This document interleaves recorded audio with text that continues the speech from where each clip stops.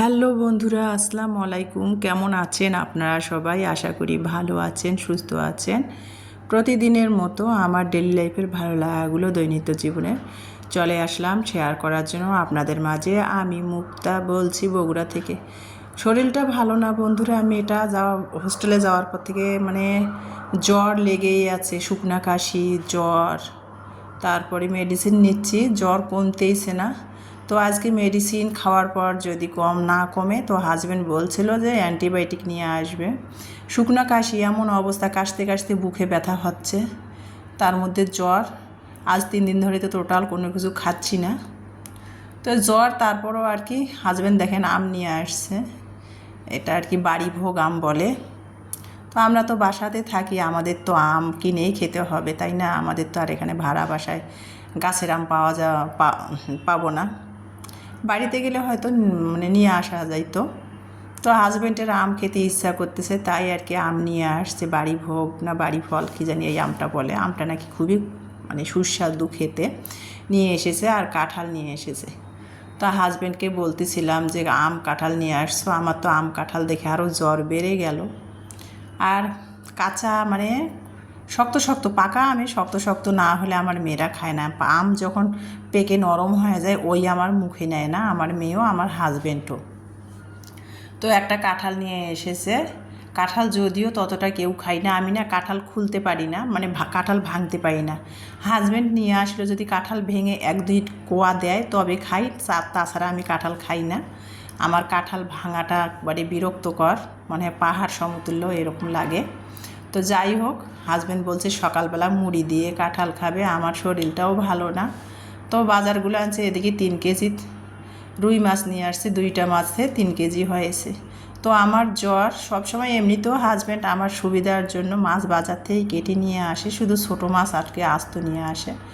তো জ্বর, তার মধ্যে বাজার থেকে মাছগুলো হাজব্যান্ড কেটে নিয়ে আসছে। 2টা মাছে, রুই মাছে 3 কেজি হয়েছে, 3 কেজির বেশি, 3.5 কেজি হাজব্যান্ড বলল। তো বাজার থেকে সুন্দর করে আর কি মাছালারা কেটে দিয়েছে। তো এইটা কেটে দিলে তো হবে না, এটাতে আর কি আবার সিঙের মধ্যে ভালো করে এই যে ব্লাড রক্তগুলো এর মধ্যে আছে না মাছগুলোতে, এগুলো আর কি হালকা করে পানি দিয়ে একটু ওয়াশ করে তারপরে ফ্রিজে ফ্রোজেন করব। তো সেটাই আমার ভালো লাগাটা। আর হাজব্যান্ড তো প্রতিদিনে আসার পথে সন্ধ্যাবেলা করে বাজার নিয়ে আসে, কখনো সকালে তরতাজা ফ্রেশ বাজারটা আনে না। বগুড়াতে আবার তরতাজা ফ্রেশ বাজার বলতে সন্ধ্যাবেলা বগুড়াতে আর কি রাস্তার 2 ধারে না আর তরতাজা বাজার পাওয়া যায়। মাছ, বগুড়া মহিলা কলেজ বলেন, আজিজুল হক কলেজের ভার্সিটির রাস্তার 2 পাশ দিয়ে সন্ধ্যাবেলায় বাজার বসে। যত টাটকা মাছ বলেন, তরিতরকারি বলেন, সন্ধ্যাবেলা পাওয়া যায়।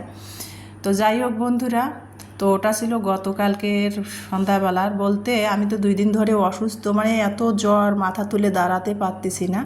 তারপরও কিন্তু শুয়ে শুয়ে আমি সবাইকে সাপোর্ট দিচ্ছি, লাইভে বলেন আর ভিডিও দেখে বলেন। তো কিছুই করার নাই। তার মধ্যে গলাটা এত তিতো হয়ে আছে, কোনো কিছু খেতেই ইচ্ছা করতেছে না। তারপর হাজব্যান্ড বকাঝকা করতেছে, না খেলে তো হবে না, মেডিসিন খেতে হবে।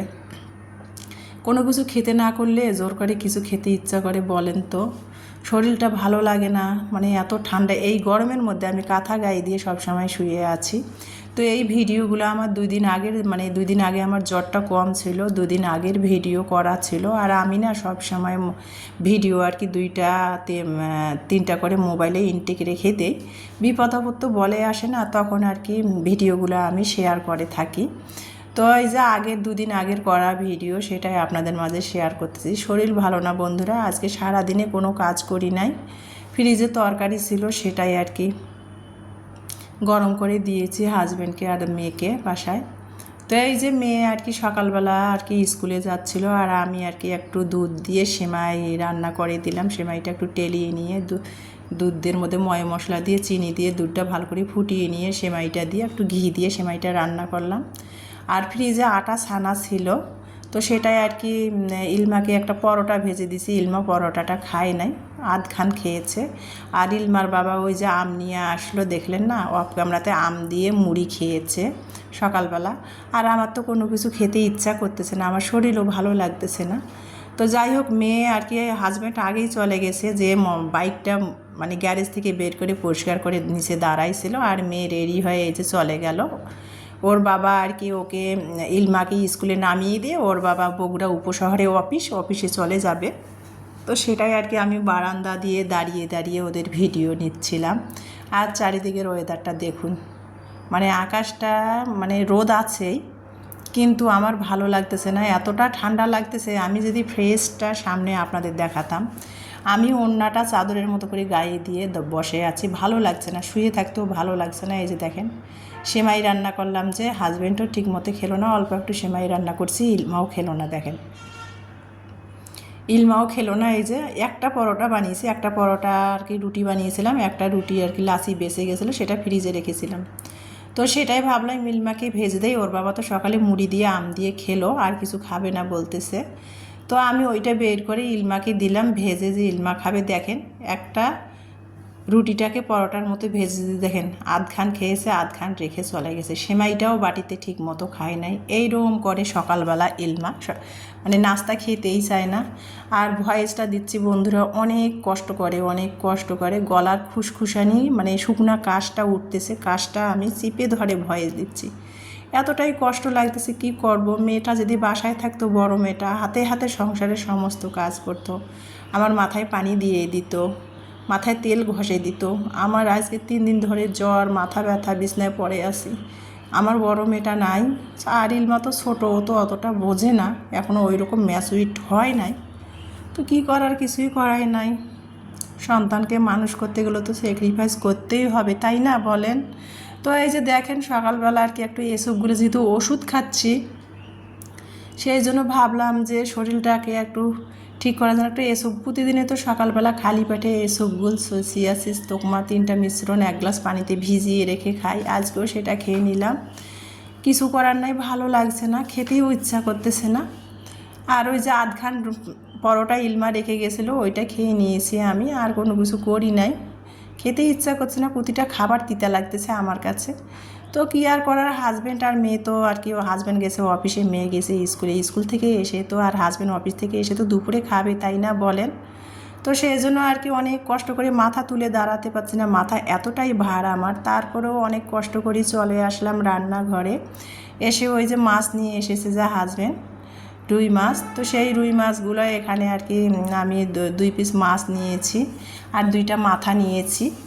ইলমা আর ইলমার বাবা দুপুরে আর রাতে খাবে, আমার তো কোনো কিছু খাইতে ইচ্ছা করতেছে না, সেজন্য 4 পিস মাছ নিয়েছি, ওদের দুজনের জন্য 2 বেলা খাবে। তো সবসময় তো হাজব্যান্ড আর কি মাছ ভেজে রান্না করলে পছন্দ করে না, এভাবে কষিয়ে রান্না করতে হয়। মাছটা কিন্তু লবণ দিয়ে ফ্রিজ থেকে বের করে আমি ধুয়ে নিয়েছি, তারপরে মাছটা আমি আবারও লবণ মেখে রেখে দিয়ে মশলা কষিয়ে নিয়েছি। আমরা যে মাছের মধ্যে যে মশলাগুলো দিই, সেই মশলাগুলোই দিয়েছি। মশলা কষিয়ে নিয়ে তারপরে কিন্তু মাছটা দিয়েছি, মাছটা দিয়ে ভালো করে কিন্তু 3 মিনিট করে 6 মিনিট এপিট উপিট করে কষিয়ে নিয়ে ওই মশলার মধ্যে কিন্তু মাছটা তুলে নিয়ে ওই মশলার মধ্যেই কিন্তু দেখেন মাছটার মধ্যে কত সুন্দর মশলা ঢুকে গেছে। আর ওই মশলার মধ্যেই কিন্তু আমি এই যে চাল কুমড়টা দিয়ে দিলাম, চাল কুমড় মাছ যে নিয়ে এসেছিলো আপনাদের দেখালাম, তো সেটা দিয়ে ভাবলাম একটু মাছের মাথা 2 পিস মাছ দিয়ে চাল কুমড় দিয়ে রান্না করে দেই। আর ফ্রিজে লাউ বলেন আর চাল কুমড় বলেন, বেশি দিন থাকলে না বিচি বিচি হয়ে যায়। তো টাটকা চাল কুমড়টা ভাবলাম এইটা দিয়ে রান্না করে দিই, ওরা 2 বাবা মেয়ে খাবে।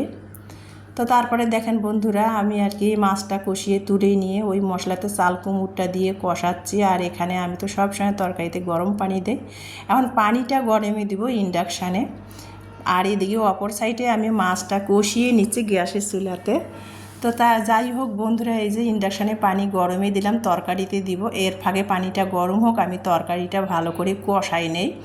আর তরকারি কিন্তু কষাতেই যদি 50% সিদ্ধ না হয়, আর তরকারি যদি কষানি ভালো না হয়, মাছ বলেন আর মাংস বলেন আর যে যাই বলেন না কেন, সে তরকারি কিন্তু খেতেও ভালো লাগে না।